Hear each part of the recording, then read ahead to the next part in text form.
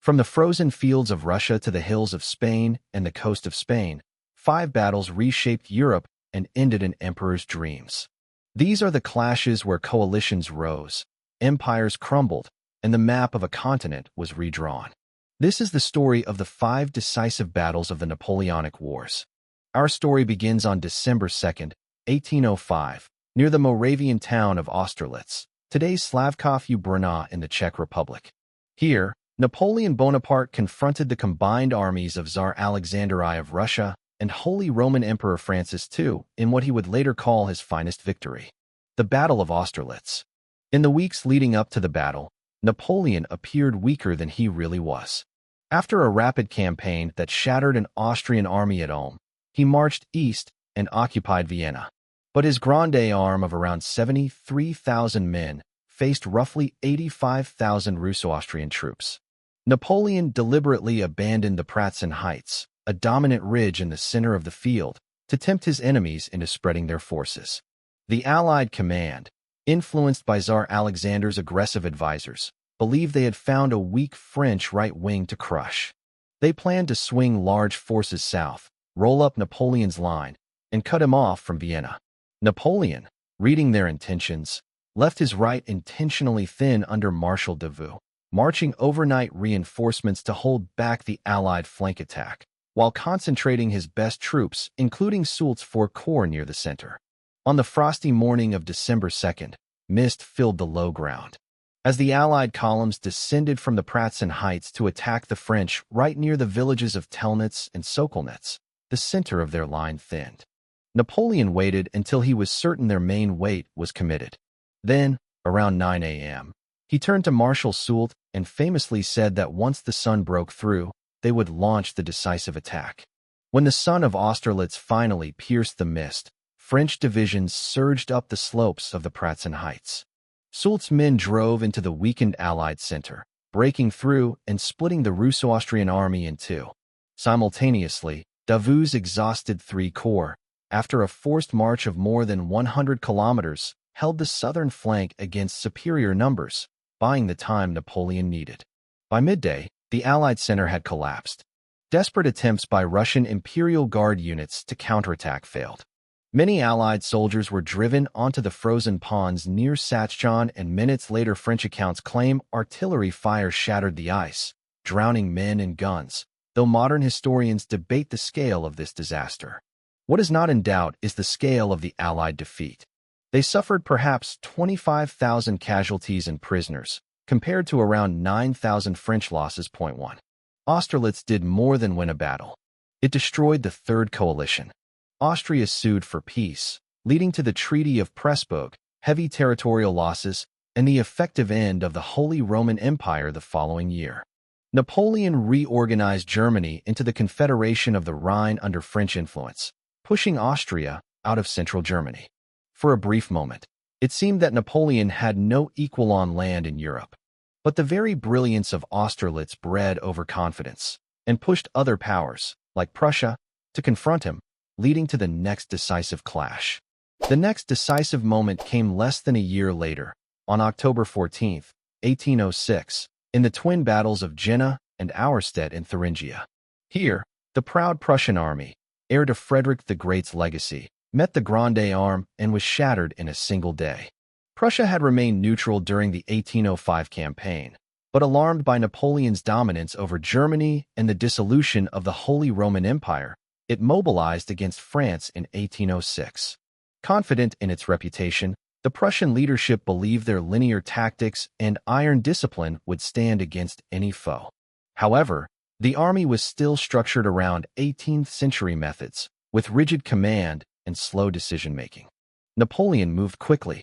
Using his corps system, he advanced through central Germany, seeking to cut the Prussian forces off from their lines of retreat to the east.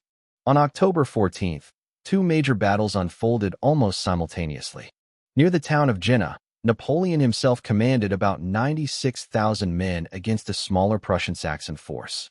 At the same time, Marshal Davout's 3 corps, only about 27,000 strong, unexpectedly encountered the main Prussian army of roughly 50,000 under the Duke of Brunswick at Auerstedt. At Jena, morning fog once again hid the true dispositions. Napoleon believed he faced the main Prussian force and deployed aggressively. French infantry and artillery gradually pushed the Prussians back, using flexible formations and coordinated corps maneuvers, while cavalry exploited breakthroughs. The Prussians, hampered by confused orders and aging commanders, failed to coordinate counterattacks. By early afternoon, their line broke, and retreat turned into rout. Meanwhile at Auerstedt, Davout's corps fought one of the most remarkable actions of the era. Outnumbered almost 2-1, his disciplined troops held firm against repeated Prussian attacks. The Duke of Brunswick was mortally wounded early in the fighting, and Prussian command degenerated into chaos. Davout's infantry, supported by well-handled artillery, repelled cavalry charges and infantry assaults, slowly pushing the Prussians back. By day's end, the larger Prussian army was in retreat before Davout's smaller force. The combined effect of Jena and Auerstedt was catastrophic for Prussia. In the following weeks, French cavalry and flying columns pursued the defeated troops relentlessly. Fortress after fortress surrendered, often without a serious fight. Entire regiments laid down their arms. By the end of the campaign, Prussia's field armies had effectively ceased to exist as an organized force. The defeat exposed the obsolescence of Prussia's 18th-century military system. In the years that followed, reformers like Scharnhorst, Gneisenau, and Clausewitz would overhaul the Prussian army, introducing universal conscription, a general staff system, and new training methods. These reforms, born out of humiliation, would later help Prussia lead the wars of German unification. But in 1806, the immediate result was clear. Napoleon's dominance on land was uncontested, and much of northern Germany fell into his sphere of influence. While Napoleon triumphed at Austerlitz and Jena on land, his ambitions to invade Britain depended on control of the sea. That hope died off the coast of Spain at the Battle of Trafalgar on October 21, 1805. Although fought weeks before Austerlitz, Trafalgar's consequences unfolded over the entire war, locking in British naval supremacy. At the start of the Napoleonic Wars, France and Spain fielded powerful fleets, but the Royal Navy had spent years enforcing blockades and honing seamanship. Napoleon's plan required his fleets to break out, concentrate in the Channel, and cover an invasion of Britain. In 1805, the French and Spanish combined fleet, commanded by Admiral Pierre-Charles Villeneuve, anchored near Cape Trafalgar, southwest of Dis. Opposing them was Vice Admiral Horatio Nelson with the British Mediterranean Fleet. On October 21st, Nelson, flying his flag in HMS Victory, 104 guns, approached the larger Franco-Spanish fleet with 27 ships of the line against 33 enemy vessels. Instead of forming a parallel line and engaging in the traditional broadside duel, he divided his force into two columns and sailed directly at the enemy line, accepting that his leading ships would endure severe punishment before they could break through. Shortly before battle, he hoisted his famous signal, "England expects that every man will do his duty." The battle developed into a series of brutal, close-quarters melees.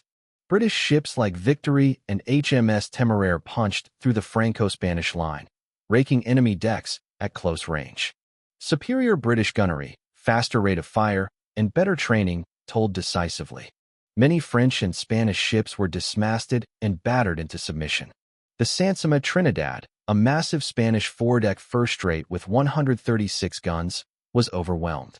Nelson himself was mortally wounded during the battle, shot by a French marksman while pacing Victory's quarterdeck. He was carried below, where he lived long enough to learn of his fleet's overwhelming victory. The Franco-Spanish fleet lost 22 ships captured or destroyed. The British lost none, though many were badly damaged. Tactically, Trafalgar annihilated Napoleon's hopes of securing command of the sea.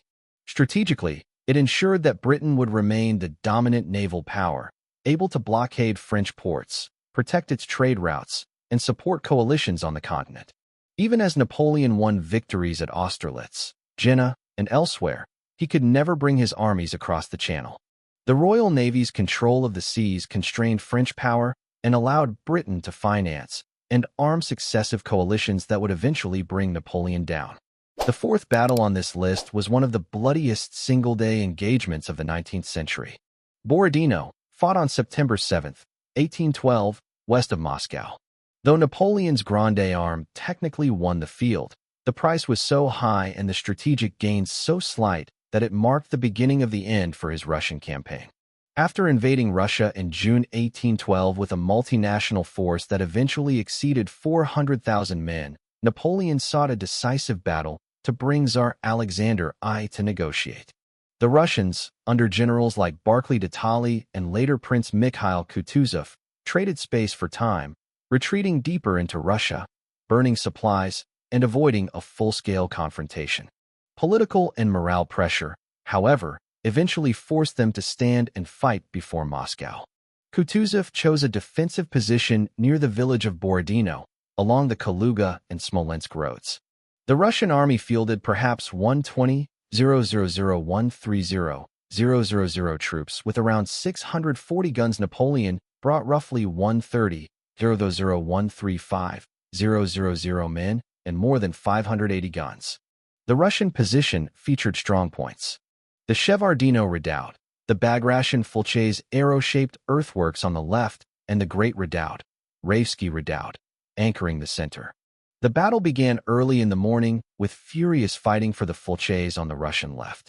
French and Allied troops under Marshal Davout and Prince Eugène launched repeated assaults, capturing and losing the redoubts multiple times. Casualties mounted at a horrific rate. On the Russian side, General Pyotr Bagration, commanding the left wing, was mortally wounded while directing the defense of the Fulchese. In the center, massed French attacks eventually seized the Great Redoubt after intense artillery duels and infantry charges. Cavalry engagements swept back and forth amidst the smoke. Despite these local successes, the Russian army did not break. Kutuzov retained significant reserves, and large parts of his force withdrew in relatively good order as the day ended. Napoleon, observing the battlefield from positions like the Shevardino area, chose not to commit his elite Imperial Guard, perhaps fearing the uncertain outcome. By evening, Borodino was a charnel house.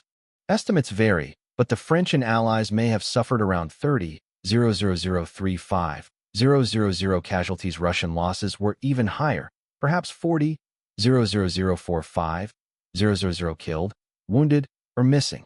Nearly a third of the combatants on each side became casualties in a single day. The Russians retreated during the night, leaving Napoleon in possession of the field, technically a victory. Yet strategically, Borodino gained Napoleon little. The Russian army remained intact. When Napoleon entered Moscow a week later, he found the city largely abandoned and soon ravaged by fire. With the Tsar refusing to negotiate and winter approaching, the Grande Arme's position became untenable. The catastrophic retreat from Moscow that followed, ravaged by hunger, cold, disease, and Russian attacks, destroyed Napoleon's main army. Borodino stands as the Pyrrhic victory that opened the door to his greatest disaster. The last battle on this list is the most famous of all. Waterloo, fought on June 18, 1815 in present-day Belgium. Here, after his dramatic return from exile during the 100 Days, Napoleon faced a coalition army under the Duke of Wellington and approaching Prussian forces under Field Marshal Blücher. The result ended his rule and reshaped Europe's balance of power for a century. In March 1815, Napoleon escaped Elba and rapidly regained control of France. The great powers Britain, Prussia, Austria, and Russia declared him an outlaw and mobilized their armies. Napoleon moved quickly to strike between the British-led army in Belgium and the Prussians, hoping to defeat them separately before more forces could assemble. On June 16th, he fought and won at Ligny against the Prussians, while Marshal Ney battled Wellington indecisively at Quatre Bras. However, the Prussian army managed to retreat in relatively good order toward the north, rather than away from Wellington. 2 days later, Napoleon attacked Wellington's army, drawn up in a defensive position on the ridge of Mont Saint-Jean near the village of Waterloo. Wellington's Anglo-Allied army, British, Dutch, Belgian, and German units occupied strong positions behind the ridge, anchored on fortified farms like Hougoumont on the right, La Haye-Saint in the center, and Pays-Plate and La Haye on the left. Napoleon commanded around 72,000 men, including elite Imperial Guard units. Wellington had roughly 68,000, and Prussian reinforcements were marching toward the battlefield. The battle began late in the morning with a French attack on Hougoumont, which turned into a costly, drawn-out fight that tied down large numbers of French troops. Around midday, Napoleon launched a massive infantry assault against the Allied center, followed later by repeated cavalry charges under Marshal Ney. British infantry formed squares, repelling cavalry with disciplined volleys as French horsemen swirled around them, unable to break the formations. In the early afternoon, Prussian forces began to arrive on the French right flank near Plancenoit, gradually increasing pressure on Napoleon's army. French reserves were diverted to hold them, reducing the strength available to smash Wellington's line. La Haye-Saint fell to the French, but key portions of the Allied ridge held Point 5. By early evening, Napoleon committed his last reserve, the Imperial Guard. Several battalions advanced uphill toward the Allied center in a final attempt to break through. Guard units suffered heavy fire from British and Allied infantry and artillery concealed behind the ridge. At a critical moment, some Guard battalions recoiled and retreated. The cry that "La Garde recule," the Guard is falling back, spread panic through French ranks. Large parts of the army began to rout Point 5. Wellington ordered a general advance. Allied troops surged down the ridge, while Prussian forces pressed from the east. The French army dissolved into chaos, abandoned guns and wagons littering the roads south. Napoleon fled the field and soon abdicated for the second and final time, surrendering to the British and eventually being exiled to St. Helena in the South Atlantic. Point 5. Waterloo ended the Napoleonic Wars. The Congress of Vienna's settlement, already underway, was confirmed and reinforced. The Bourbon monarchy was restored in France, and the Balanciofauer system designed by the great powers sought to prevent another revolutionary empire from dominating the continent. From 1815 onward, Britain remained the leading global naval and commercial power, while Prussia's role in defeating Napoleon helped pave the way for its later leadership in German unification. The age of Napoleon was over, but the Europe he had shaken would never be quite the same. Austerlitz, Jena-Auerstedt, Trafalgar, Borodino, and Waterloo. 5 names, 5 days of terrible violence, that together reshaped empires, ended dynasties, and defined a new European order that would echo through the 19th century and beyond.